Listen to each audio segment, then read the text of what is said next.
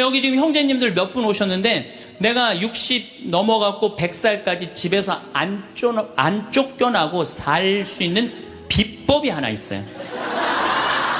내가 마누라 옆에서 붙어서 사는 비법이 하나 있어. 내가 그거 비법을 알려드릴 테니까 여기 형제님들 내가 알려주는 대로 사시면 돼요.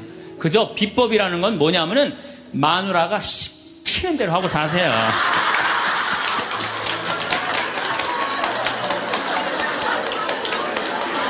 밥 먹으라고 그러면 밥 먹고, 이 옷 입으라면 이 옷 입고, 저거 입으라면 저거 입고, 어디 갔다 오라면 갔다 오고 그러지, 뭐 자기 뜻을 밝히지 마세요. 자기 뜻을. 그래야지 안 쫓겨나고 살 수 있어요. 시키는 대로 하고 살면 돼. 시키는 대로. 그냥 남자들이 눈치가 없어요. 눈치가. 말주변 없지, 눈치 없지. 그렇죠? 눈치가 없어요. 남자들이. 참. 그러니까 남자들이 어느 정도로 눈치가 없느냐면은 아내가 지금 자기를 미워하는지, 괴로워하는지 몰라요. 언제 아느냐면 귀싸대기를 맞아야지 알아요. 귀싸대기를 귀싸대기를 딱 맞아야지, 아, 이거 지금 우리 마누라가 심각하구나. 60이 넘어가기 시작하면 할머니들 목소리가 커지기 시작해요. 뭐 막 할아버지한테 막 소리 지르는 거예요. 소리 지르는 이가 말귀를 못 알아들으니까 소리를 지르기 시작하는 거예요. 그냥 점점 나이 먹으면 할머니들은 거칠어지고 그러니까 말귀를 못 알아들으니까 기억력까지 떨어지게 돼 있어. 동시에. 그러니까 어떤 할머니 할아버지가 또 한 집에서 살면서 할아버지가 너무 배가 고픈 거예요. 할머니한테 심부름을 시켰어요. 여보 마누라 좀 부엌에 냉장고에서 우유하고 아이스크림 좀 갖다 줘. 나 배가 고파. 그랬더니 할머니가 막 일어나면서 가려고 그랬어요. 그랬더니 할아버지가 신경질을, 이놈의 마누라야, 그냥 가면 어떻게, 가다가 까먹으면 어떻게 하려고 그냥 가냐고. 적어가라고. 우유하고 아이스크림. 할머니가 딱 째려보고, 이놈의 영감탱이가 내가 그것도 모를까봐 그걸 적어가라고 그러냐고. 기다리라고. 내가 우유하고 아이스크림 갖다 줄 테니까. 할머니가 추측 가셨어요. 갔는데 한 몇 분 있다가 왔는데 할머니가 삶은 계란을 갖고 온 거예요. 근데 이 할아버지가 뭐라고 그러냐면은 기가 막힌 거예요. 고마워 마누라, 삶은 계란 갖다 줘서. 자기가 뭐 시켰는지도 모르는 거야.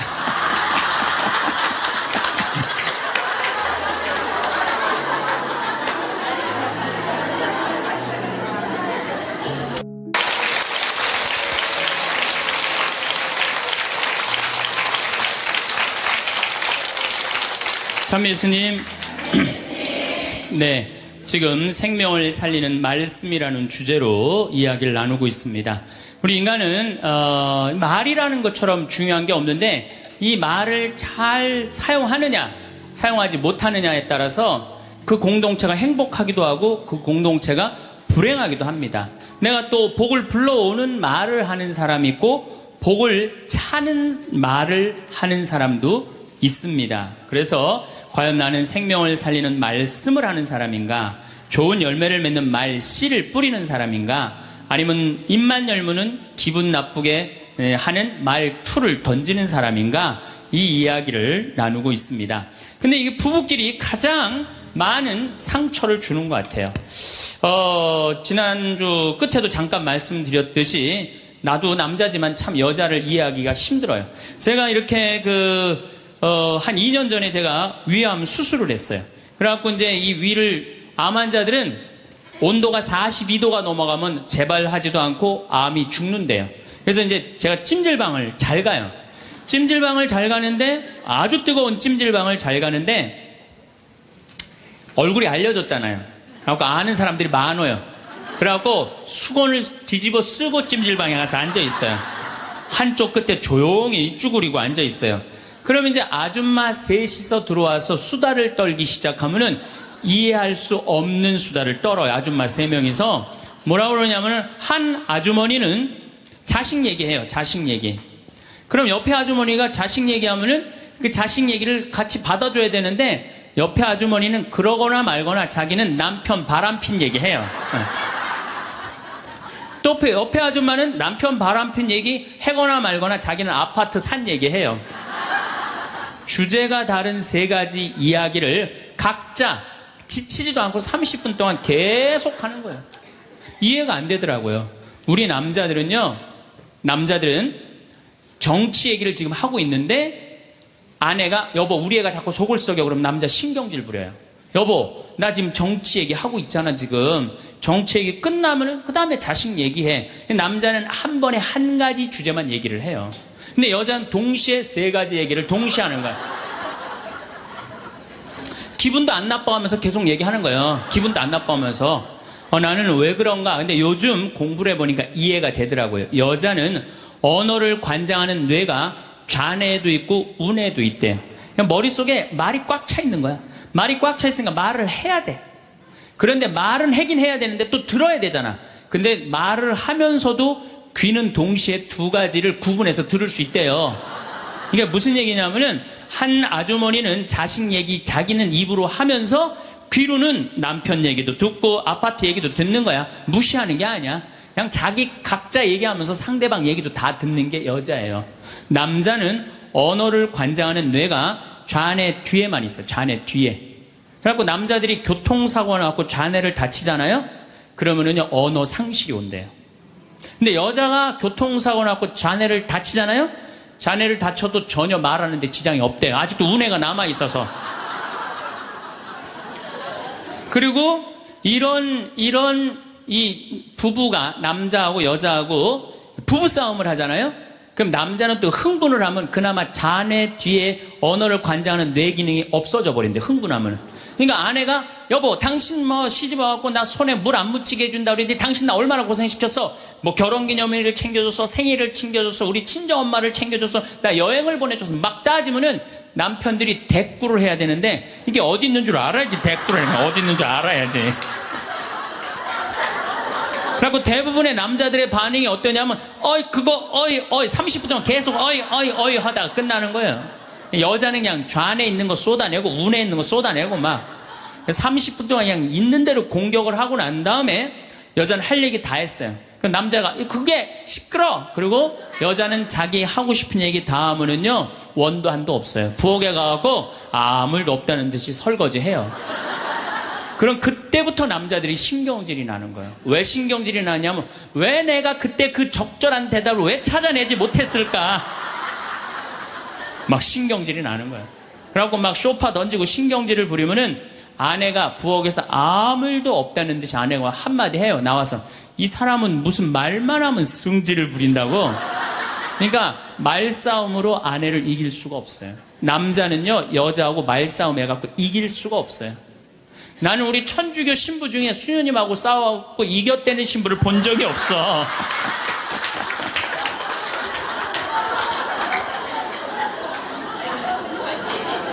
말싸움으로 여자를 이길 수가 없어요. 말싸움으로. 하느님이 창조할 때 남자한테는 너는 하루에 10,000마디만 해라. 10,000마디만 해라. 창조할 때 그렇게 창조하신 거예요. 10,000마디만 하라고. 여자는 하루에 너는 25,000마디 해라. 25,000마디 해라. 그러니까 하느님이 10,000마디만 하라고 창조한 남자는 출근해갖고 직장에 가면 10,000마디 해요. 이 말 저 말 하면은 벌써 10,000마디 끝나. 집에 들어오면 더 이상 말할 수가 없어. 아니 하느님이 10,000마디만 하라고 그래서 10,000마디만 하고 들어온 거야. 집에 들어와서는 더 이상 할 얘기가 없는 거예요. 할 의무 끝냈어. 근데 우리 여기 있는 자매님들도 남편 출근하고 애들 학교 가도 혼자 있으면서도 10,000마디 해요. 멸치 대가리 따면서 너는 어디서 잡혀서 우리 집에 왔니? 꽁치 다듬으면서 너도 어디서 잡혀서 왔니? 그리고 막 테레비 보면서도 테레비하고도 얘기해요. 그냥 테레비하고도 얘기해요. 막 테레비하고도 얘기하고 그렇게 10,000마디 해요. 10,000마디 하고 저녁에 이제 몇 마디가 남았냐면 15,000마디가 남은 거야. 이 15,000마디를 누구하고 하고 싶으냐면 남편하고 하고 싶은 남편. 그래갖고 저녁 차려주고 남편한테 여보 그 옆집 여자 말이야.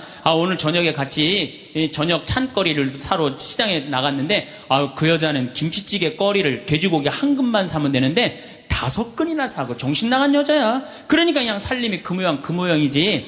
이랬는데 남자는 이미 더 이상 말하기 귀찮은 거예요. 그래서 남편이 한마디 해요. 쓸데없는 소리 하지 말고 부엌에 가서 국이나 더 떠오라고.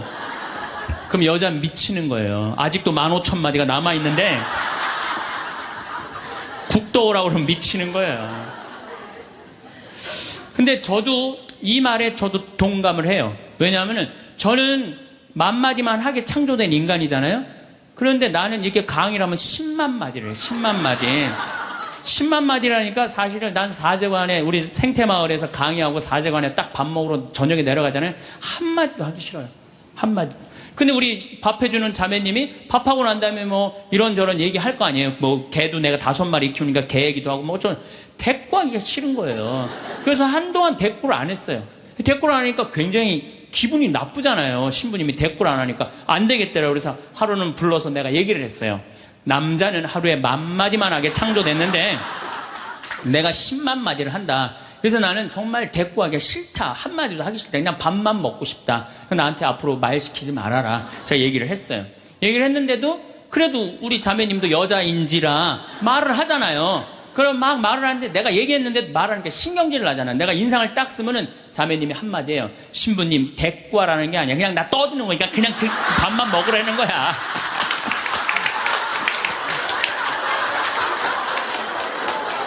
이게 뭐냐면은 이게 합의가 된 거예요. 합의가 된 거야. 그러니까 그냥 떠들어 그냥 난 대꾸 안 하는 거 이해하고 떠드는 거 이해되는 거예요. 서로. 내가 보기에는 많은 부부들이 특히 우리 자매님들이 남편이 막 목석같이 있으면 이런 말을 해. 나는 사는 게 하나도 재미가 없다. 그러죠? 남편이 목석 같으니까. 그런데 남편이 목석이 아니에요. 원래 창조되기를 그렇게 창조된 거예요. 10,000마디만 하게 창조된 거예요. 그러니까 여러분들은 유일한 실수는 10,000마디밖에 할 줄 모르는 인간이랑 결혼한 게 유일한 실수예요. 더 놀라운 건 뭐냐면은 한 아주머니는 자식 얘기하고 한 아주머니는 남편 얘기하고 한 아주머니는 아파트 얘기하면서 손으로는 달걀을 까먹어 간다는 거예요.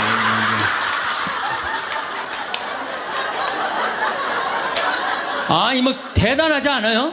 달걀. 여러분들 남편한테 이번 추석 때나 뭐 어느 때 한번 시켜보세요. 달걀 좀 까줘 그러면 남편은 어떻게 하는 줄 알아요? 달걀만 까요. 그것만 쳐다보고. 그 말 시키면 남편이 뭐라 그래요? 지금 달걀 까잖아 지금. 남자는요 한 번에 한 가지밖에 할 줄 몰라요. 동시에 2가지를 못해요. 근데 여자는 특성상 밥 올려놓고 찌개 올려놓고 다듬어야 되고 나물 다듬어야 되고 반찬해야 되고 동시에 여러 가지를 할 수 있어요. 그래서 집에 전화가 오잖아요. 전화가 오면은 아빠가 전화를 받으면 테레비 소리가 크면은 아빠가 한마디 해요. 시끄러워. 테레비 소리 줄여. 그러죠? 또 애들 시끄러우면 아빠 통화하니까 가만히 있으라고 그래요. 그 남자는 전화만 해요. 근데 엄마한테 전화가 오잖아요. 테레비 소리 애들 떠드는 거 전혀 상관없어. 더욱이 어느 정도로 심하냐면 막 통화하면서 텔레비에 딱 어떤 여자가 나오면은 저 여자 이혼했다고 그러더니 나오네.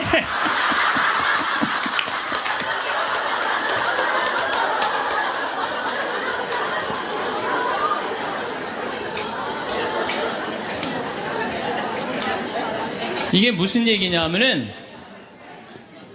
언어에 있어서 여자가 남자보다 뛰어납니다. 언어에 있어서. 제가 한번 뭐 고등학교 강의를 갔는데 한 10년 전 얘기예요. 강의를 갔는데 그해 경기도에 영어 선생님 172명을 뽑았는데 여자가 170명, 남자가 2명 됐대요. 언어에는요 여자가 탁월한 능력을 갖고 있어요. 그러니까 남자는 말주변이 없어. 말주변이 없게 돼 있어요. 근데 문제는 언어만 뛰어난 게 아니에요. 여자가 시각도 뛰어나요. 시각도. 우리 눈에는 광수용체가 있어. 빛을 받아들이는 수용차, 짝대기, 사각형 짝대기가 1억 3천만 개가 있어요. 이게 남자 여자가 다 있어요. 근데 이 1억 3천만 개는 하얀색, 빨간색, 까만색, 파란색만 구분하는 거예요. 그러니까 남자들은 이 광수용체 1억 3천 거 요것만 있어요. 남자들은 색깔 구분을 4가지만 해요. 남자는 회색도 하얀색, 베이지색도 하얀색, 하얀색도 하얀색이야.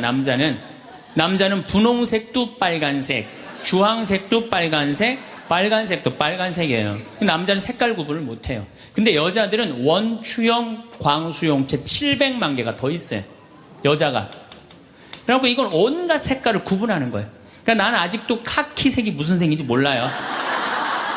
카키색, 잿빛색, 쥐오리색, 뭐 별색을 다 얘기해. 여자들은 그런 구분이 다 되는 거예요. 여자들은 생겨 먹은 것 자체가 그렇게 생겨 먹은 거예요. 색깔. 그러니까 4가지 색깔밖에 구분하지 못하는 남자와 온갖 색깔을 구분하는 여자하고 부부야. 그 부부가 옷 사러 나가면 싸울 것 같아, 안 싸울 것 같아? 싸워요. 왜냐하면 남자는 다 그게 그거 같으니까 아무거나 딱 붙잡아. 여보 가자 그러면 아내가 답답해 보이잖아요. 여보, 지금 당신 얼굴 색깔하고 그 옷 색깔하고 맞다고 생각해?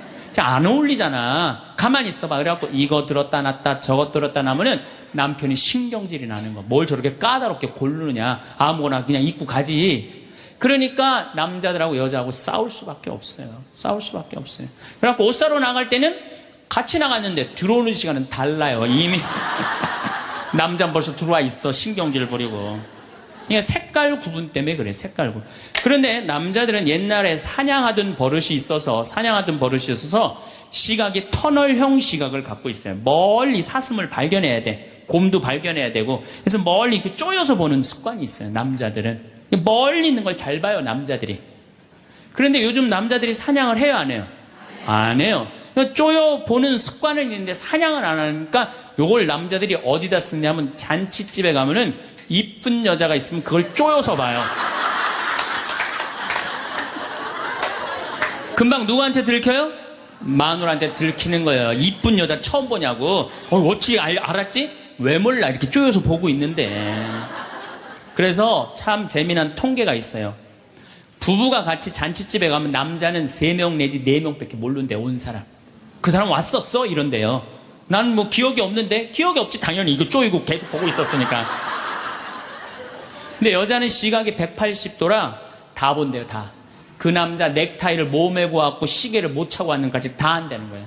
여자. 그래서 보통 정신적인 바람을 피는 걸 보면은 남자는 3명 정도 피는데 여자는 30명 정도 이미 피고 들어와요. 그런데 이렇게 이 터널형 시각을 가진 남편한테 아내가 심부름을 시킵니다. 여보, 냉장고에서 치즈 좀 꺼내와. 그러면 이 남자들이요, 딱 냉장고만 열면요, 답답한 거예요. 이놈의 치즈가 어디 있는 거야, 이게. 터널형으로 보니까 이게 안 보이는 거, 치즈. 못 찾아요. 그 좁은 그 냉장고 안에 있는 그걸 못 찾아요. 그래갖고, 아니, 치즈가 어디 있다고 그래. 나 못 찾겠는데. 그러면은, 아내는 이게 180도 시각이기 때문에 뒷꼭지에도 시각이 있어요. 그래갖고, 딱 냉장고 문을 열고, 들여다도 안 봐요. 들여다도 안 보고, 딱 손 넣고 딱 꺼내갖고 남편 코앞에 딱 들여대는 거예요. 이걸 못 찾느냐고. 그러면요, 남자들은요, 깜짝깜짝 놀라는 거예요. 아내의 능력에 대해서 놀라는 거예요. 그래갖고 결혼 생활 한 20년쯤 한 부부들을 보면은요, 아내가 부엌에서 소리만 지르면요, 남편은 경기를 일으키는 거예요. 이번 또 내가 뭘 잘못해갖고 저 소리를 지르는 거야. 그냥 남자들이 눈치가 없어요. 눈치가. 예, 말주변 없지, 눈치 없지. 그렇죠? 눈치가 없어요. 남자들이. 참. 그러니까 남자들이 어느 정도로 눈치가 없느냐면은 아내가 지금 자기를 미워하는지, 괴로워하는지 몰라요. 언제 아느냐면 귀싸대기를 맞아야지 알아요. 귀싸대기를 예, 귀싸대기를 딱 맞아야지, 아, 이거 지금 우리 마누라가 심각하구나. 아니면 아내가 눈물을 뚝뚝 흘릴 때 그때서 느끼기 시작하는 거예요. 정말 답답한 거죠. 그러니까 말주변 없지, 눈치 없지. 근데 아까도 말씀드렸지만, 어제도 말씀드렸지만은 이게 40까지, 50까지 살 땐 아무 문제가 없어요. 이게 100년 살면서요, 한 집에서 답답해서 못 살아요, 둘이. 답답해서 못 살아요. 아니, 말주변이 있나, 눈치가 있나. 거기 더 미치는 건 뭐예요? 청각이 떨어져요, 남자가. 청각이 떨어져요. 보통 개는 10만 사이클 정도 듣는다고 해요. 10만 사이클. 10만 사이클 듣고, 그 다음에 어린아이들은 3만 사이클 정도는. 그래서 초등학교 아이들, 중고등학교 아이들이 헤비메탈 음악이 좋아해요. 걔네들. 헤비메탈 음악 좋아하고, 엄마는 짜장면을 시켜서 혼자 먹고 나는 뭐 찌꺼기만 먹었어. 뭐 이런 랩 음악 걔네들은 다 들려요. 다 들려, 걔네들은. 여러분들은 잘 안 들리죠? 예. 얘네들 3만, 엄마들은 2만 사이클 정도로, 2만 사이클.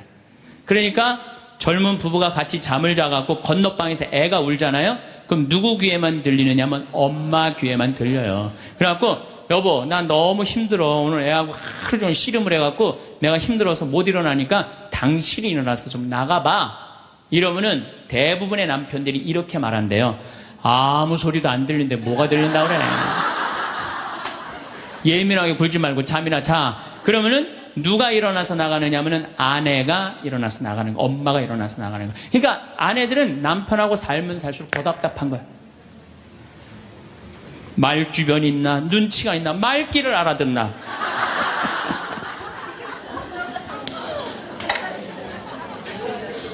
그러니까 이제 한 집에서 할아버지하고 할머니하고 한 집에서 사는 할머니 할아버지야.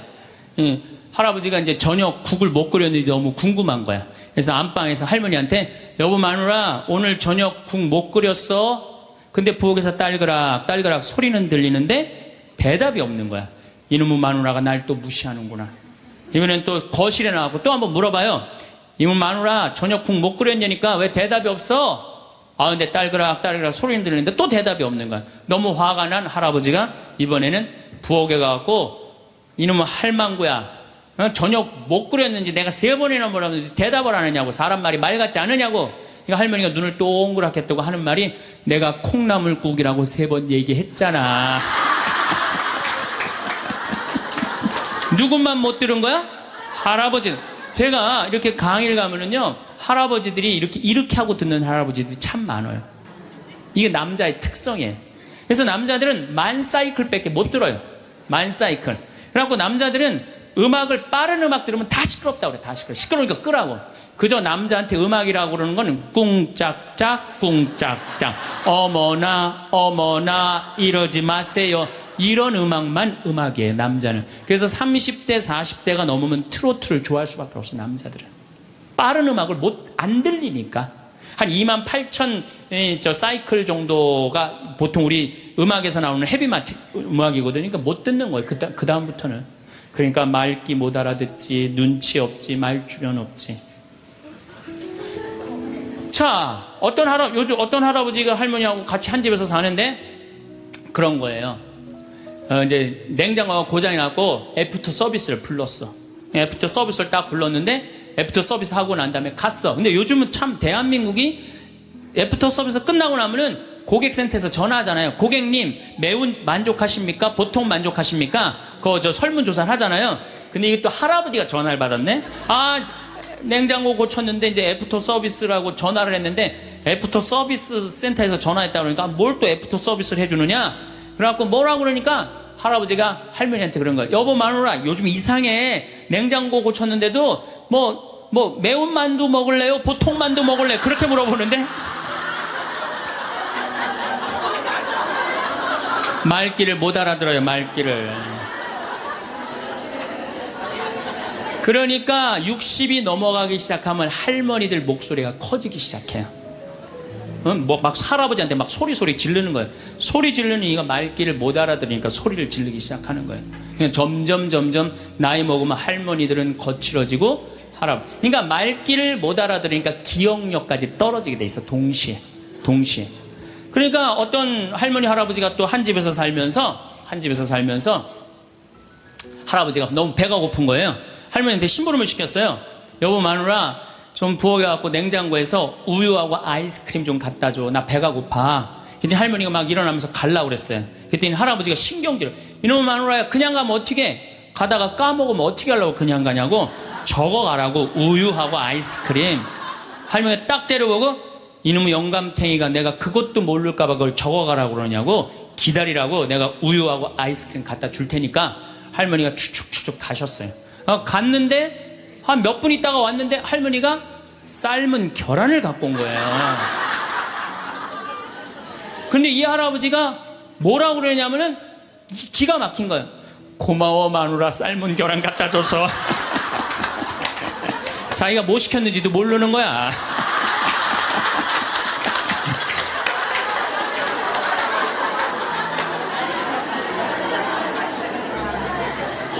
자, 여러분들 남자하고 여자는 이렇게 달라요.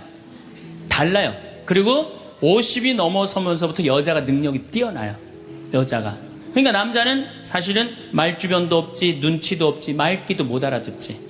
여기 지금 형제님들 몇 분 오셨는데 내가 60 넘어갖고 100살까지 집에서 안 쫓겨나고 살 수 있는 비법이 하나 있어요. 내가 마누라 옆에서 붙어서 사는 비법이 하나 있어. 내가 그거 비법을 알려드릴 테니까 여기 형제님들 내가 알려주는 대로 사시면 돼요. 그저 비법이라는 건 뭐냐면은 마누라가 시키는 대로 하고 사세요.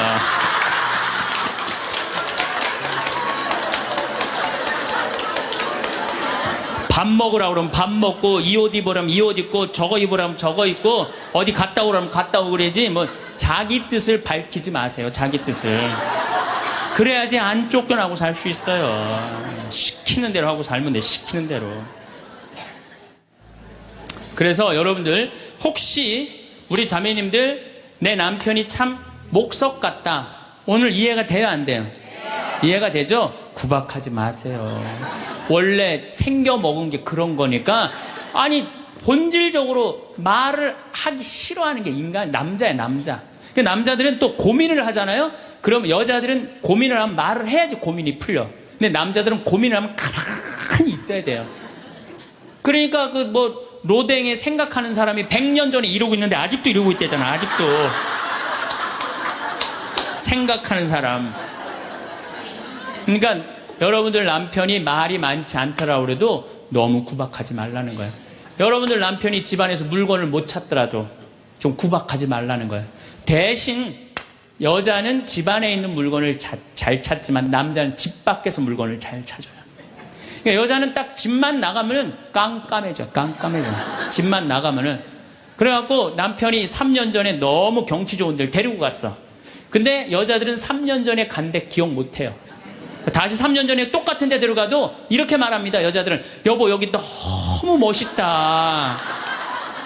어떤 년이랑 여기 왔어? 자기 데리고 3년 전에 왔는데. 그러니까 남자들은 여기서 여보 오늘 평창 우리 가자 그러면 남자는 딱 머릿속에 평창, 용인, 신갈, 영동고속도로, 원주, 평창들은 머리에 그려져요. 근데 여자들은 딱 평창, 아무 생각 없어요. 그냥 나오는 거예요. 그냥 아무 생각 어디 있는지 몰라요. 그래서 남자들도 이런 면에서는 이해를 해야 돼요. 여자가 말이 많은 거 당연한 거예요. 언어 능력이 뛰어나니까. 또 길을 못 찾는 거 당연한 거예요. 집안에서 살림은 잘하지만은 공간 인지 능력이라는 게 떨어져요. 그래갖고 그냥 거기 찾아오라고 그래도 못 찾아오잖아요. 근데 남자들이 병신 같은 게 그것도 못 찾느냐고 이렇게 말할 필요가 없다는 거예요. 우리 마누라는 집안에서 물건은 잘 찾고 집 밖에서는 길을 못 찾는구나. 나는 집 밖에서 길을 잘 찾고 집안에서 물건을 못 찾고. 서로 이해가 되면은요 크크크 치치치 카카카 하고 안 싸워요. 서로 이해가 되면은 서로 안 싸우게 돼 있어요. 서로 이해가. 근데 우리는 서로 상대방, 남자의 특성, 여자의 특성을 모르기 때문에 상처 주는 말을 하는 거예요. 자, 결정적으로 문제가 또 하나 있어요. 피부에 문제가 있어요. 피부. 남자는 여자보다 피부가 4배 두꺼워요. 특별히 등가죽 같은 경우는 10배 정도 더 두꺼워요. 10배 정도. 등가죽은 남자가 훨씬 두껍습니다. 그러니까 보통 남자들은 이 피부가, 여자가 4분의 1이 피부가 얇아요. 남자가 4분의 4라고 그러면은 여자는 4분의 3은 지방이야, 지방. 그래서 여자를 만지면 부들부들한 이유가 뭐예요? 피부가 얇기 때문에 그래요. 그 나이가 60이 되면은 똑같은 부부가 60이야. 여자가 먼저 늙을까요? 남자가 먼저 늙을까요? 여자가 훨씬 먼저 늙어요. 피부가 얇으니까 금방 처지는 거예요. 목에도 이게 처지고. 남자는 뺑뺑해. 피부가 두꺼워서 안 늘어져요. 안 늘어져. 그러니까 여러분들 부부싸움 할 때 이런 철면피 같은 인간 그리고 싸우죠? 철면피 같은 인간이 아니라 철면피. 두꺼워서. 그러니까 감각이 둔해요. 남자들이. 감각이 둔해요. 저는 어렸을 때 성당에 교리 배우러 가잖아요. 교리 배우러 가면은요, 토요일 날 이제 교리 배우러 가면은 막 중고등학교 때 애들이, 여자애들이 만나면 막 깍지 끼고 막 팔짱 끼고 막 끌어안고. 난 이해가 안 됐어요. 왜냐면 우리 남자들은 팔짱 끼고 끌어안고 그런 거 안 하거든요. 왔어? 잘 지냈어? 이걸로 끝이지. 근데 여자애들은 막 서로 끌어안고 막, 저는 그 중학교 때 쟤네들이 무슨 뭐 성적으로 문제가 있나 이런 생각이 들었어요. 근데 더 이해가 안 갔던 건 뭐냐면은 그렇게 여자애들 셋이서 막 끌어안고 막 난리를 치다가 화장실에 오줌 누러 갈 때 3명이 팔짱 끼고 같이 가는 거. 난 그게 이해가 안 되더라고요. 우리 남자들은요, 아무리 친한 친구가 있어도 오줌 마려 올 땐 그냥 혼자 갔다 와요. 어디가 그럼 뭐라 그랬나? 오줌 누러 가. 그리고 혼자 가요. 남자들이 아무리 친해도 야 오줌 마려우니까 우리 오줌 누러 같이 가자 이런 남자 한 명도 없어요. 근데 여자들은 야 우리 화장실 가는데 같이 가자 그리고 가요 같이. 그러니까 보통 여자들이 이게 무슨 얘기냐면 이마만큼 다정다감한 존재. 여자들이 다정다감하기 때문에 여러분들 우리 자매님들 제가 성당에서 그런 거 참 많이 봐요. 이렇게 얘기해보면 남자들은 서로 마주보고 얘기를 해요. 근데 여자들은 성당에서 보면은 친한 자매들을 보면은 말이 통하고 마음이 통하잖아요. 그럼 바로 옆에 가고 허벅지 기대고 같이 기대면서 등짝을 쳐가면서 얘기해. 어머 맞다 얘 네 말이 맞아 얘. 그러니까 피부가 4분의 3 여자가 겨울에 추위를 잘 견디는 이유도 이 지방층 때문에 여자가 훨씬 잘 견뎌요. 그래서 여자들이 난 겨울에 막 반팔 입고 다니면 저것들 뭐야 이랬거든요. 근데 이게 지방층이 있기 때문에 추위를 덜 타는 거예요. 근데 이 지방층은 어떤 역할을 하냐면 포옹을 하잖아요. 그럼 남자는 피부가 4배 두껍기 때문에 감각이 둔해요. 포옹을 해도 좋은지 나쁜지 잘 몰라요. 근데 여자는 딱 끌어안으면 10배 압박감을 느낀대. 10배. 여자가 10배 행복한 거 남자고 여자가 끌어안으면은 처음엔 남자가 신기해서 끌어안지만 나중에 시간이 지나면 여자가 자꾸 끌어안으려고 그러는 느낌이 좋으니까. 그러니까 감각이 둔한 남자하고 감각이 센서티브한 예민한 여자하고 한 집에서 살면요 갈등이 있게 돼 있어요. 갈등이. 남자는 점점 안 만지려고 그래요. 점점 안 만지려고 그러고 여자는 자꾸 만지려고 그러고 느끼려고 그러고. 그러니까 보통 집에서 남편이 아파서 눕잖아요. 그러면 아내들이 난리가 나요. 여보 어떻게 해 이렇게 아프면. 그래갖고 막 얼음 찜질도 해주고 배도 만지고 다리도 주물르고 별걸 다 해요. 호들갑을 그야말로 떠는 거죠. 남자는 너무너무 기분이 좋은 거야. 아내가 그렇게 해주니까. 근데 반대로 아내가 아파 눕잖아요. 그럼 남자들이 어떻게 할 줄을 몰라요. 기껏 한다는 게 한 5m 떨어져 갖고 많이 아파?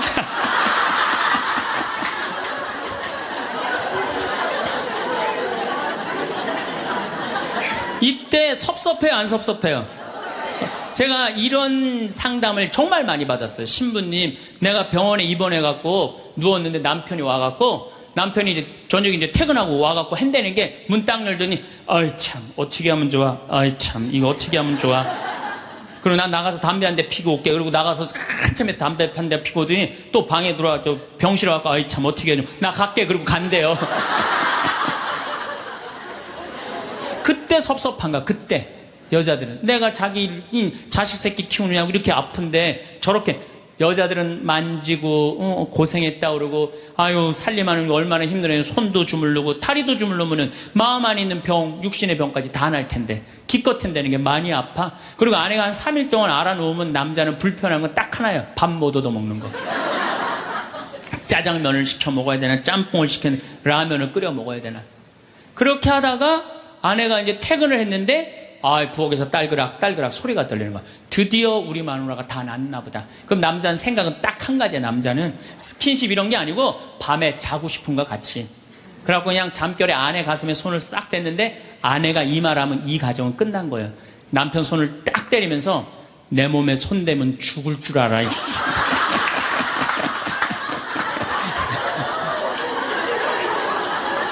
이건 뭐냐면 이제 싫은 거예요. 이제 본질적으로 이제 그러니까 남자가 손대는 것조차도 싫은 거예요. 그런데 남자는 그때까지도 몰라요. 내 아내가 얼마나 나한테 애정이 식어 있는지 어떻게 찬 얼음이 돼 있는지 몰라요. 그러니까 귀싸대기를 맞을 때까지 모른다니까요.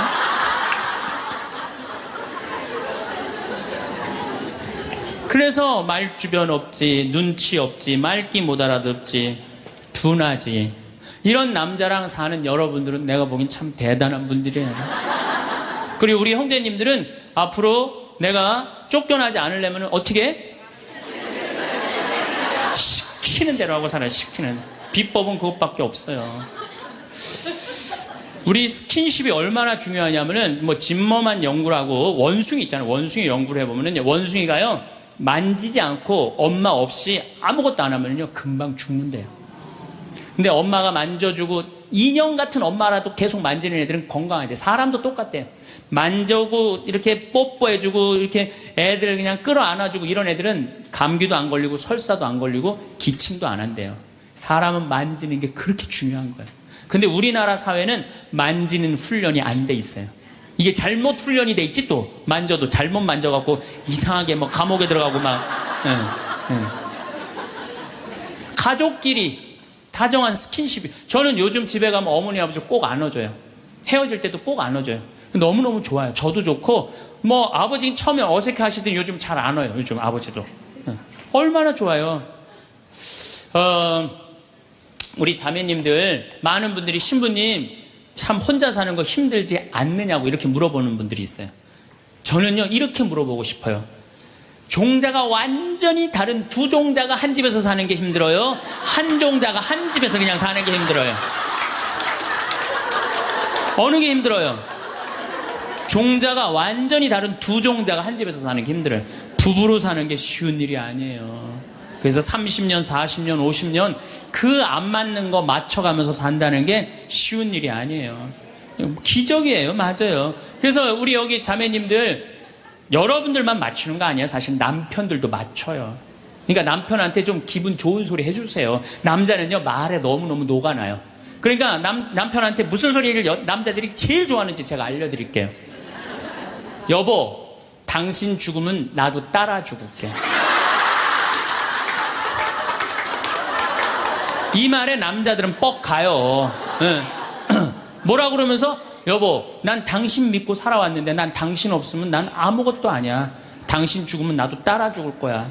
그러면요 남자들은 기분이 너무 좋아요. 따라 죽는다면은. 그리고 실질적으로 통계적으로 보면은 부부 금슬이 너무 좋은 부부가 이렇게 하는데, 보통 아내가 먼저 죽으면 한 80살 넘어서 아내가 먼저 죽으면 부부 금슬이 너무 좋은 부부는요 남자들이 6개월 이내에 죽는데요. 거의 같이 죽는데 통계적으로 그렇대요. 그런데 놀라운 건 부부 금슬이 너무 좋은데 할아버지가 먼저 죽으면 할머니들은 안 죽는데요. 그러니까 아니 뭐 할아버지들이 확인할 길이 있어? 죽으면 그냥 따라 죽을게. 그럼 남자들은 너무너무 행복하대요. 그래서 보통 정이 없는 부부가 한 집에서 살면은 정막강산이래. 나이 60, 70 넘어가고 한 집에서 살면 정막강산이래. 그런데 할머니가 먼저 돌아가시고 할아버지만 살아있으면 이건 망막강산이래. 망막강산. 그런데 할아버지가 먼저 돌아가시고 할머니만 살아있으면 이건 뭐냐면 금수강산이래. 금수강산.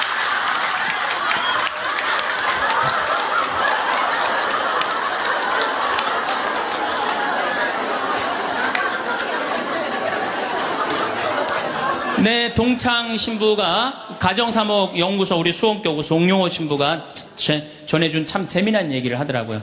이게 이제 아빠들이 이제 아버지 학교를 운영하고 계신데 아빠들이 이렇게 하다 보면은 아빠들이 보면은 자식들한테 애정 표현을 안 하잖아요. 한번 안아주고 뽀뽀해주고 이래야 되는데 안 하잖아요. 그러니까 숙제를 내준대요. 아이들 아침에 학교 갈 때 포옹하고 볼에다 뽀뽀해주라고. 그러면은 숙제를 못 해온대요. 아들들은 막 도망가고 엄마는 저기 막 딸들은 그런데 엄마한테 엄마 아빠가 미쳤나봐 날 끌어안고 막. 이게 가정이 아닌 거예요. 가정이 아닌 거예요. 그러니까 우리는 가족끼리 서로 말도 안 통해. 대화도 안 해. 그리고 이 스킨십도 없어. 그러니까 모양만 식구지 서로 애정이 없는 거예요. 서로 애정이 없는 거예요. 그래서 여러분들 이제 왜 우리가 심각하느냐. 제가 21세기는 노인의 시대라고 그러잖아요. 옛날에 50살 때까지 살 때는 아무 문제가 없었어요. 50살까지 살 때는 아무 문제가 없었는데 이제 100살까지 살아. 그리고 지금 50살 되신 분들은 110살까지 살아요. 그리고 지금 40대 되신 분들은 120살까지 살아요. 120살까지 살아요. 요즘 우리 수원교구에 신부님, 부모님들 이렇게 돌아가시는 거면 97, 98, 94, 93 다 그래. 지금 90대에 돌아간다면 여러분들은 30년, 40년 후에는 몇 살에 죽을 것 같아요? 110살, 120에 돌아가시게 돼 있어요. 그러니까 의술이 축복이 아니에요. 늙어서. 의술은 저주예요. 늙어서는. 네. 100살 넘어갖고 죽고 싶은데도 의학으로 연명을 시키잖아요. 그런데 만약에 50살에서부터 100살, 50년 동안 내 남편을 이해를 못해. 내 아내를 이해를 못해. 그래갖고 서로 답답하다고 크크크 치치치 카카카 이러고 싸우면서 50년을 사는 게 좋아요? 아니면은 남편이 말을 좀 안 해더라도 우리 남편은 맘마디밖에 못하는 사람이니까 내가 이해를 해야지. 냉장고에 물건 찾아오라면 물건 못 찾고 옷 찾으라면 그 장롱 안에 있는 옷도 못 찾잖아요. 그럼 내가 좀 찾아주고. 또 우리 형제님들은 아내가 좀 길도 못 찾고 바깥에서 능력이 떨어져도 안에서 살림을 하기 때문에 바깥을 못해. 서로 이해를 하면은요 서로 사랑스럽고 귀한 거예요. 그냥 상대방한테 잘 할 수 있는 거죠. 상대방한테. 자, 부부끼리도 말이 안 통하지만은 자식하고는 말 잘 통해요? 이게 이제 문제 중에 문제예요. 예? 부부끼리 안 통하면 내 속으로 난 자식하고라도 말이 통해야 되는데 자식하고 말이 안 통해. 자식하고. 근데 여러분들 1살서부터 20살 때까지 자식들한테 주로 무슨 얘기하고 사셨어요? 테레비 그만 끄고 공부해. 잠 좀 그만 자고 친구들하고 그만 놀고 공부해. 너 출세하려면 공부해. 20년 동안 한 얘기라고는 이 공부하라는 얘기밖에 안 한 거예요. 그러니까 자식하고 대화의 채널이 없는 거예요. 대화의 채널이. 여러분들 1살서부터 10살까지 아이가 부모를 더 사랑해요. 30살서부터 40살까지 부모가 자식을 더 사랑해요. 1살서부터 10살까지 자식은 부모를 훨씬 사랑해요. 왜? 여러분들은 30살, 40살 때 바빠요, 안 바빠요? 바빠요. 성당 모임에도 나가야 되고, 개모임, 친정, 시댁, 추석, 또 남편하고 중간에 싸우고 뭐 이런 거 얼마나 바빠요. 그 중에 애를 키우는 것 뿐이에요. 근데 많은 사람들은 우리는 자식을 사랑한다고 생각해. 전혀 사랑하는 게 아니에요. 그건 사랑하는 게 아니에요. 근데 애들은 5살, 6살짜리 애는 오로지 누구밖에 없어요? 엄마밖에 없잖아요. 여러분들 5살짜리 아이가 엄마 오늘 저녁 혼자 먹어야 될 것 같은데 나 오늘 좀 개모임 있어서 나갔다 올게. 그런 애들 있어요, 없어요? 없어요. 오로지 누구만 바라봐라? 엄마만 바라보는 거. 엄마, 아빠만 바라보는 거. 그래갖고 얘가 이제 유치원에서 그림을 그렸어. 유치원을 그림을 그려갖고 아빠한테 이제 저녁 먹고 보여주고 싶은 거. 아빠, 나 이거 유치원에서 그림 그린 거야. 그런데 아빠는 이미 맘마디 해서 더 이상 말하기 싫어. 이제 야구 보고 싶어. 아빠가 한마디, 아빠 지금 텔레비전 보니까 엄마한테 가 있으면 아빠가 나중에 놀아줄게. 그리고 얘를 거절해요. 이게 거절이라는 단어를 제가 썼는데, 얘 5살짜리 아니면 난 거절당했어. 난 너무 슬퍼. 이렇게 얘기 안 해요. 슬프지만은 아빠가 내 그림을 안 바라보지만 따지지 않아, 아빠한테. 뽀로통해서 엄마한테 가요. 엄마한테 가고, 엄마, 이거 아빠가 엄마한테 보여주래. 그 시간에는 엄마는 설거지 하는 시간이야. 신경질을 부려요. 엄마 설거지 하는 거 안 보여? 아무것도 안 하는 아빠한테 가. 또 거절당한 거예요. 그래서 얘가 몇 살 때까지 거절당하냐면 10살 때, 초등학교 3학년 때까지 거절당하는 거예요. 초등학교 4학년 딱 올라가면서 얘가 부엌하고 거실 중간에 서서 결심합니다. 니네들이 내 말을 안 들어줘? 니네들이 내 말을 안 들어준다면 난 오늘부터 내 얘기 니네들한테 안 할 거야. 그리고 4학년 때부터 방문을 걸어 잠고 부모하고 얘기를 안 합니다. 그래갖고 아빠가 보고 싶어갖고 아빠는 그냥 계속 사랑한다고 착각하고 있는 거예요. 애는 이미 떠났는데. 그래갖고 보고 싶어갖고 한 5학년 때 문 딱 열면은 딸이 어떻게 할까요?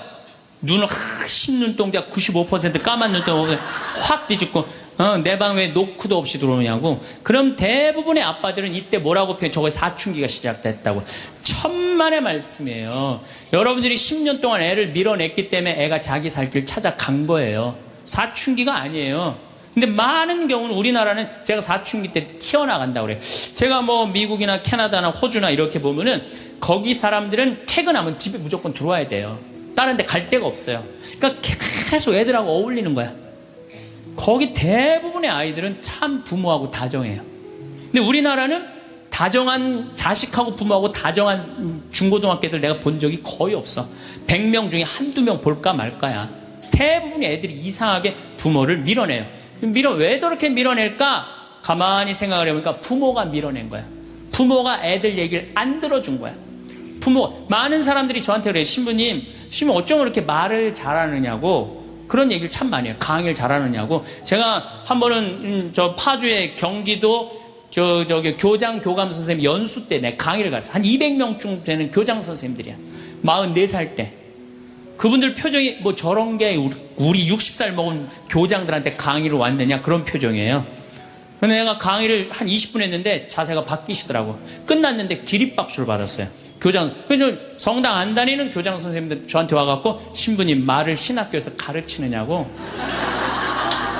저는 신학교에서 가르치는 게 아니라 내가 가만히 생각해보면 나는 어렸을 때 아버지가 내 얘기를 참 잘 들어줬던 것 같아. 내가 무슨 말만 하면 아버지가 그렇게 웃으면서 들어주셨어요. 지금도 아버지가 이제 82살이신데 지금도 집에 가갖고 내가 막 수다를 떨면은 그렇게 기쁘게 들어주세요. 시끄러워 그만 떠들 이 소리를 난 잘하면서 한 번도 들었던 적이 없던 것 같아요. 한 번도. 그리고 막 나는 어렸을 때 아버지 목 좀 만지는 걸 그렇게 좋아했어요.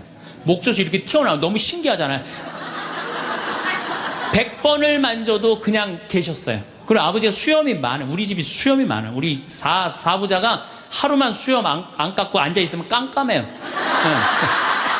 그렇게 수염이 많아요. 우리 집이. 그냥 어렸을 때는 아버지 수염 만지는 게 그렇게 좋았어요. 그래갖고 막 근데 아버지가 한 번도 거절을 하신 적이 없어. 거절을. 그러니까 난 어렸을 때 어머니가 막 내 얘기를 들으면 그렇게 아주 그냥 자지러지게 좋아하셨어요. 그러니까 내 얘기를 즐겁게 들어줬던 부모님한테 난 거절당했던 기억이 별로 없어요. 그런데 요즘 아이들은 많은 경우 부모한테 거절당하면서 살아요. 거절하면서 뭐라 빨리 들어가서 공부해. 너 지금 이럴 시간이 어디 있어? 들어가서 공부해. 그러니까 애들이 거칠어지는 거예요. 거절당하니까. 그러니까 말이 안 통하는 거 말이. 부모 자식이 말이 안 통해요. 여러분들도 자식들하고 대화할 줄 몰라. 그래갖고 오늘 이제 강의 들었어. 그러면은 엄마 오늘 뭐 명동에 강의 어떻게 뭐 신부님 뭐 강의 들으러 갔다니 어땠어? 그러면은 대부분의 우리 엄마들이 이렇게 말합니다. 좋았어. 어떻게 좋았어? 그냥 좋았어. 빨리 들어가서 공부해 너. 대화할 줄 모르는 거예요. 대화할 줄. 엄마 오늘 뭐 명동에 뭐 평창에 신부님 왔다는데 어땠어? 내가 엄마가 강의를 들었는데 사람은 말에 등급이 있대. 말씀이 있고 말씨가 있고 말투가 있는데 나는 너를 이렇게 키우면서 말투를 던졌던 것 같아. 그래서 엄마가 참 많이 반성을 참 많이 했어. 그래서 우리 이 귀한 딸 이게 5억이래. 우리 지금 10억이 앉아서 밥 먹자. 어? 얼마나 감사해. 난 정말 내가 이렇게 감사한지 나 오늘 강의 가면서 참 많이 느꼈어. 그래 세상이 꼭 공부를 잘하는 거 그게 훌륭한 게 아니고 우리가 서로 아끼고 사랑하고 감사하면서 사는 게 이렇게 대화를 하면 애들은 성숙해요. 근데 우린 생전 그런 얘기 안 해요. 내가 다음 주에 이 얘기를 다시 정말 심도 깊게 말씀을 드릴 거예요. 얼마나 우리가 자식 교육을 잘못하고 있는가. 대화다운 대화를 하자. 그러니까 말이 안 통하는 거야. 부부끼리도 말이 안 통하고 부모 자식끼리도 말이 안 통하고. 그러니까 집에 들어가서도 답답한 거야. 내 얘기를 털어놓을 데가 없으니까. 또 상대방도 답답한 거야. 자기 얘기를 들어줄 사람이 없으니까. 그래서 여러분들 과연 나는 생명을 살리는 말씀을 하나 좋은 열매를 맺는 말씨를 뿌리나 아니면 정말 기분 나쁜 말만 골라서는 말투를 던지나 이거 생각해보고 다음 주에 또 만나도록 합시다. 감사합니다. 성공한 사람들을 보면 크게 두 부류로 나뉘는 걸 알 수 있습니다. 하나는 자신이 성공했다고 여기저기 떠벌리고 다니는 사람들, 그리고 또 하나는 조용히 아무 말 없이 자기 삶을 사는 사람들입니다. 우리는 흔히 성공을 하면 자연스럽게 자랑하고 싶어질 거라고 생각하죠. 좋은 차를 사고 비싼 시계를 차고 SNS에 멋진 사진을 올리고 싶을 겁니다. 왜냐하면 그렇게 하면 남들이 나를 더 인정해 줄 거라고 믿으니까요. 하지만 현실은 그렇지 않습니다. 오히려 진짜 성공한 사람들은 그렇게 행동하지 않습니다. 왜냐하면 보여줄 필요가 없기 때문입니다. 돈이 많다고 높은 자리에 있다고 유명하다고 해서 굳이 그걸 드러낼 필요는 없습니다. 그걸 아는 사람들은 이미 알고 있고 모르는 사람들은 알 필요가 없죠. 그런데도 굳이나 성공했다고 떠드는 사람들이 있습니다. 그런 사람들은 왜 그럴까요? 간단합니다. 그 사람들은 사실 그렇게까지 성공한 게 아니기 때문입니다. 우리는 종종 SNS에서 성공한 사람들을 봅니다. 해외여행을 가고 고급 레스토랑에서 밥을 먹고 멋진 차를 타고 다니는 모습? 그런데 가만히 보면 그런 걸 보여주는 사람들은 언제나 뭔가를 팔고 있습니다. 강의를 팔든 자기 브랜드를 홍보하든 아니면 단순히 자기 자존감을 유지하려고 하든 간에 결국 목적이 있는 거죠. 진짜 부자들은 그렇게 하지 않습니다. 오히려 조용히 아무도 모르게 자기 일을 합니다. 왜냐하면 자랑해서 얻을 게 없기 때문입니다. 오히려 괜히 잘난 척했다가 사람들에게 이용당하거나 시기와 질투를 받거나 쓸데없는 오해를 사는 게 더 피곤합니다. 이건 단순한 돈 이야기가 아닙니다. 사회적인 성공을 이룬 사람들도 마찬가지입니다. 진짜 실력 있는 사람들은 자기 실력을 굳이 떠벌리지 않습니다. 왜냐하면 그럴 필요가 없으니까요. 자기 분야에서 최고라면 사람들이 먼저 알아서 찾아옵니다. 반대로 실력이 부족한 사람일수록 자기를 포장하려고 애씁니다. 우리가 흔히 듣는 말이 있죠. 빈수레가 요란하다. 이 말이 괜히 있는 게 아닙니다. 정말 내실이 있는 사람들은 굳이 시끄럽게 굴지 않습니다. 반대로 겉만 번지르르한 사람들은 자기가 얼마나 대단한지 떠들고 다닙니다. 이걸 좀 더 현실적인 예로 들어볼까요? 동창회에 나가면 꼭 이런 사람이 있습니다. 옛날에는 별거 아니었는데 갑자기 잘 됐다고 나타나서 자기가 얼마나 성공했는지 자랑하는 사람. 처음에는 다들 와 대단하다 하고 들어주지만 시간이 지나면 어떨까요? 대부분 속으로 이렇게 생각할 겁니다. 저 사람 뭐 저렇게까지 티를 내? 결국 그런 사람은 점점 멀어지게 됩니다. 반면에 정말 성공한 사람들은 조용합니다. 굳이 자기가 어떻게 살고 있는지 설명하지 않죠. 그런 사람들은 오히려 주변에서 먼저 알아보고 자연스럽게 존경을 받습니다. 그게 진짜 성공입니다. 그럼 우리는 어떻게 해야 할까요? 내가 뭔가를 이루었을 때 굳이 남들에게 알릴 필요가 있을까요? 물론 가까운 사람들에게 좋은 소식을 전하는 건 좋습니다. 하지만 굳이 모든 사람들에게 나 이렇게 잘 살고 있어요 하고 알릴 필요는 없습니다. 그런 행동은 결국 나에게 득이 되지 않습니다. 성공이라는 건 원래 조용한 겁니다. 내가 잘 되고 있으면 주변 사람들이 자연스럽게 알게 됩니다. 굳이 내가 말하지 않아도 내 행동과 태도에서 묻어나오게 되어 있습니다. 그러니 굳이 보여주려고 애쓰지 마세요. 오히려 그게 더 진짜 성공한 사람의 태도입니다. 사람은 사회적 동물이라고 하잖아요. 혼자 살아갈 수 없고 결국 사람과의 관계 속에서 기쁨도 얻고 때로는 상처도 받습니다. 그런데 한 가지 생각해 볼 게 있어요. 우리가 정말 인간관계가 필요해서 맺고 있는 걸까요? 아니면 그냥 그래야 한다고 배워서 어쩔 수 없이 유지하고 있는 걸까요? 어릴 땐 친구 많으면 좋다고 하죠. 사회생활에서도 인맥이 중요하다는 말을 많이 합니다. 그런데 정작 주변을 보면요. 인간관계가 넓은 사람일수록 스트레스를 더 많이 받아요. 전화벨이 울릴 때마다 이번엔 또 무슨 부탁일까 싶고 단체 채팅방에서 메시지가 올 때마다 이걸 또 어떻게 대답해야 하나 고민하죠. 관계가 많아질수록 책임과 피로도 함께 늘어나는 겁니다. 어떤 사람들은 인간관계를 줄이면 외롭지 않겠냐고 해요. 그런데 가만히 생각해보면 진짜 외로움을 느끼는 순간이 언제인지 아세요? 오히려 불필요한 인간관계 속에 있을 때입니다. 같이 밥을 먹고 얘기를 나누는데도 뭔가 허전하고 대화가 컥 돌고 속마음을 나누지도 못할 때? 그럴 때 우리가 더 외롭다고 느끼죠. 그렇다고 당장 인간관계를 다 끊어버릴 순 없겠죠. 하지만 적어도 내가 정말 소중하게 여겨야 할 관계와 그냥 관성적으로 유지하는 관계는 구분할 필요가 있습니다. 예를 들어 매번 나한테 부탁만 하고 정작 내가 어려울 땐 연락 한 번 없는 사람. 내가 실수하면 뒷담화를 하면서 내 앞에서는 웃는 사람. 이런 관계를 굳이 계속 이어갈 이유가 있을까요? 가끔은 이런 경험도 있을 거예요. 우연히 어떤 사람과 친해졌는데 만난 지 얼마 되지도 않았는데 너무 많은 걸 털어놓는 사람들 있죠. 자기 속사정부터 가족 문제, 직장 고민까지 쏟아내는 사람들.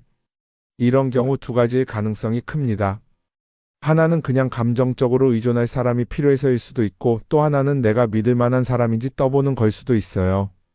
어떤 경우든 이런 관계는 오래가기 어렵습니다.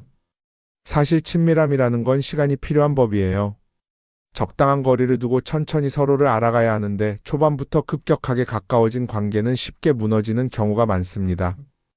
처음엔 친하다고 생각했는데 어느 순간 사소한 일로 틀어지고 결국 남보다 못한 사이가 되는 거죠. 그러면 인간관계를 어떻게 해야 할까요? 답은 간단합니다. 억지로 맺지 말고 굳이 유지하려고도 하지 않는 거예요. 내가 편한 관계라면 자연스럽게 이어질 것이고 그렇지 않다면 서서히 멀어질 겁니다. 그리고 그걸 억지로 붙잡지 않아도 괜찮습니다. 관계를 유지하는 데 에너지를 쓰기보다는 정말 소중한 관계에 집중하는 게 더 낫지 않을까요? 어떤 사람은 내가 인간관계를 줄이면 나중에 나 혼자 남는 거 아니냐 걱정하기도 해요. 그런데 생각해보면요, 진짜 나를 위하는 사람은 많지 않아요. 인간관계를 줄인다고 해서 완전히 혼자가 되는 게 아닙니다. 오히려 불필요한 관계를 정리하고 나면 남아있는 관계들이 더 단단해지고 가치 있게 느껴질 겁니다. 예전엔 인맥이 자산이라는 말을 많이 했어요. 그런데 요즘은 꼭 그렇지도 않죠. 오히려 불필요한 인간관계가 많으면 그게 짐이 될 수도 있어요. 적당한 거리, 적당한 선. 이걸 잘 지키는 게 결국엔 가장 편한 인간관계를 유지하는 방법 아닐까요? 한번 곰곰이 생각해 보세요. 지금 내 주변에 있는 사람들 중에서 내가 정말 편하게 만날 수 있는 사람이 몇 명이나 되는지, 내가 억지로 맞춰주고 있는 관계는 없는지. 관계를 줄이면요, 외로워지는 게 아니라 오히려 더 자유로워집니다. 그리고 자유로워진 만큼 내 인생에서 정말 중요한 것에 집중할 수 있게 됩니다. 인간관계 너무 많은 걸 신경 쓰다 보면 정작 중요한 걸 놓칠 수 있어요. 그러니까 이제는 한 번쯤 정리해보는 것도 나쁘지 않을 겁니다. 사람들이 돈을 많이 벌고 싶어 하는 이유가 뭘까요? 단순히 돈이 많으면 좋으니까? 물론 그것도 있겠지만 사실 돈을 원하는 진짜 이유는 더 나은 삶을 살기 위해서겠죠. 그런데 문제는 돈을 많이 번다고 해서 반드시 삶이 나아지는 건 아니라는 겁니다. 오히려 더 많이 벌수록 더 많이 쓰게 되는 경우가 많아요. 가끔 이런 생각해 본 적 없으세요? 예전에는 돈이 지금보다 훨씬 적었는데 이상하게 그때가 더 여유로웠던 것 같다. 왜 그럴까요?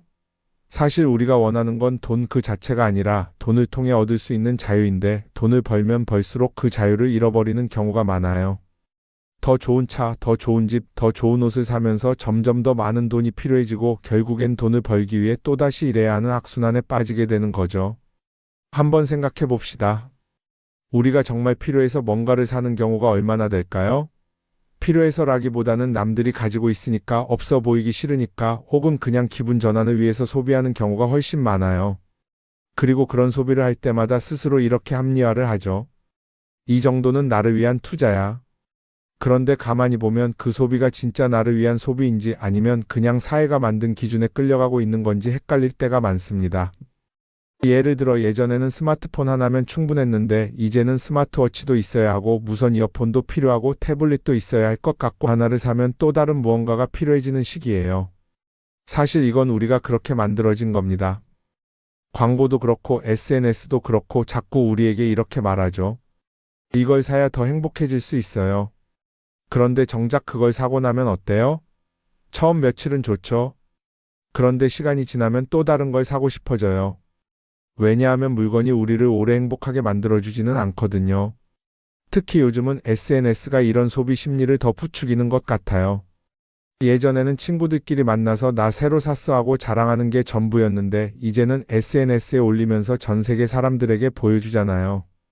그러다 보니까 남들도 다 뭔가를 사서 올리고 나도 따라해야 할 것 같은 기분이 드는 거예요. 그런데 중요한 건 그 사람들도 사실은 나와 똑같은 기분이라는 겁니다. 내가 남을 부러워하는 만큼 나도 누군가에게 부러움을 사려고 애쓰고 있는 거죠. 결국 끝없는 비교와 소비 속에서 진짜 중요한 걸 놓치게 되는 겁니다. 한번 이렇게 생각해보면 어떨까요? 만약 내가 지금부터 딱 1년 동안 불필요한 소비를 하지 않는다면 내 삶이 어떻게 변할까? 아마 처음에는 답답할 수도 있어요. 사고 싶었던 걸 참아야 하니까. 그런데 그걸 몇 번 참고 나면 어느 순간 깨닫게 될 겁니다. 내가 굳이 이걸 안 사도 괜찮네? 그렇게 불필요한 소비가 줄어들면 자연스럽게 돈이 쌓이겠죠. 그런데 돈이 쌓이는 것보다 더 중요한 게 있어요. 바로 마음의 여유가 생긴다는 겁니다. 돈을 쓰지 않는다고 해서 불행해지는 게 아니라 오히려 소비로부터 자유로워지면서 진짜 행복을 찾을 수 있어요. 물론 이걸 실천하는 게 쉽지는 않겠죠. 우리 주변에는 소비를 부추기는 것들이 너무 많으니까요. 하지만 적어도 이런 건 해볼 수 있습니다. 뭔가를 사고 싶을 때 한 번만 스스로에게 물어보는 거예요. 이게 정말 나한테 필요한 걸까? 아니면 그냥 순간적인 욕심일까? 만약 그 질문을 던졌을 때 5초 안에 당연히 필요하지 라는 답이 나오지 않는다면 사실 그건 없어도 되는 물건일 가능성이 큽니다. 정말 필요한 건 고민할 필요도 없이 바로 떠오르거든요. 그러니까 이제는 한 번쯤 생각해 봐야 할 것 같아요. 나는 지금 내가 원하는 삶을 살고 있는 걸까? 아니면 남들이 만든 기준에 맞추기 위해 내 시간을 팔고 있는 걸까? 소비를 줄인다는 건 단순히 돈을 아끼는 게 아닙니다. 그건 결국 내 삶의 선택권을 되찾는 일이거든요. 돈을 많이 버는 것도 중요하지만 더 중요한 건 그 돈을 어떻게 쓰느냐입니다. 그리고 때로는 아무것도 사지 않는 게 최고의 선택일 수도 있어요. 우리는 요즘 SNS 없이 사는 게 거의 불가능한 시대에 살고 있죠. 아침에 눈 뜨자마자 휴대폰을 확인하고 출근길에도 SNS를 보고 잠들기 전까지도 계속 들여다봅니다. 그러면서 남들이 어떻게 사는지 보고 나도 모르게 비교하게 되고 때로는 초조해지기도 하죠. SNS에 올라오는 사진들 한번 보세요. 맛집에서 멋진 음식을 먹고 해외여행을 다니고 좋은 옷을 입고 성공한 삶을 사는 사람들. 그런데 가만히 보면 이 사람들이 정말 행복해서 저런 사진을 올리는 걸까요? 아니면 그냥 행복해 보이고 싶은 걸까요? 실제로 SNS에 가장 많이 올라오는 사진이 뭔지 아세요? 남들이 부러워할 만한 순간들입니다. 집에서 편하게 쉬고 있는 모습이나 출근길에 지친 얼굴, 어제 먹다 남은 배달 음식 사진 같은 건 잘 안 올리죠. 대신 멋진 레스토랑, 명품 가방, 고급 호텔 같은 것들이 올라옵니다. 왜 그럴까요? 결국 SNS는 보여주기 위한 공간이기 때문입니다. 여기서 중요한 게 있어요. 우리가 SNS에서 보는 건 그 사람의 삶 전체가 아니라 편집된 일부 장면이라는 겁니다. SNS는 마치 한 편의 다큐멘터리나 영화처럼 잘 꾸며진 장면들만 보여줍니다. 그런데도 우리는 그걸 보면서 아, 저 사람은 나보다 더 행복하구나 하고 착각하죠. 예를 들어 SNS에서 한 친구가 해외여행을 가서 아름다운 풍경을 찍어 올렸다고 해볼게요. 우리는 그걸 보면서 부럽다, 나도 저렇게 살고 싶다라고 생각하겠죠. 그런데 정작 그 친구는 사진을 찍고 나서도 일 때문에 스트레스를 받고 있을 수도 있고 여행 비용을 감당하느라 카드가 걱정을 하고 있을 수도 있습니다. 그 부분은 우리는 알 수가 없죠. 그런데 문제는 이렇게 남들과 비교하는 습관이 쌓이면 결국 내 삶이 초라하게 느껴진다는 겁니다. 원래는 그냥 조용히 살아도 괜찮았는데 SNS를 보고 나면 나만 뒤처지는 것 같고 뭔가를 더 해야 할 것 같고 괜히 불안해지죠. SNS는 기본적으로 사람들의 비교 심리를 자극합니다. 남들이 가진 걸 나도 갖고 싶게 만들고 남들이 하는 걸 나도 해야 할 것 같은 기분이 들게 만들죠. 그러다 보니 필요하지도 않은 걸 사게 되고 무리해서라도 화려한 곳에 가게 되고 남들에게 보여주기 위해 사는 삶을 살게 됩니다. 그럼 어떻게 해야 할까요? 사실 정답은 간단합니다. SNS에서 보이는 것들을 곧이곧대로 믿지 않는 것입니다. 그리고 더 중요한 건 남과 비교하는 걸 멈추는 것이에요. 어떤 사람이 비싼 차를 타고 다닌다고 해서 그 사람이 꼭 행복한 건 아닙니다. 좋은 차를 타고 다니지만 밤마다 사업 걱정에 잠 못 이루는 사람도 많아요. 반대로 대중교통을 이용하지만 마음 편하게 사는 사람도 있죠. 결국 행복은 보이는 것이 아니라 느끼는 것입니다. SNS를 덜 보면 덜 불행해진다는 연구 결과도 있어요. 하루 종일 남의 삶을 보면서 비교하는 시간을 줄이면 내 삶에 집중할 수 있는 시간이 많아지는 겁니다. SNS를 완전히 끊을 필요는 없지만 최소한 그 안에 있는 것들이 전부 진짜라고 생각하지 않는 태도는 필요합니다. 우리는 누구나 자신만의 속도로 살아가고 있어요. 남들은 남들대로 사는 거고 나는 나대로 살면 됩니다. SNS에서 남들의 화려한 모습을 볼 때마다 한 번쯤 이렇게 생각해 보세요. 이건 그 사람이 보여주고 싶은 삶일 뿐이다. 그러면 조금은 편해질 겁니다. 사람들은 다들 자기 인생을 살아간다고 생각하죠. 그런데 가만 보면 정말 자기 인생을 사는 사람이 얼마나 될까요? 많은 사람들이 사실은 남이 만들어 놓은 기준에 맞춰서 살고 있어요. 좋은 대학, 좋은 직장, 좋은 차, 좋은 집. 다들 이런 걸 목표로 삼지만 정작 내가 원하는 삶이 뭔지 깊이 생각해 본 적이 없는 경우가 많아요.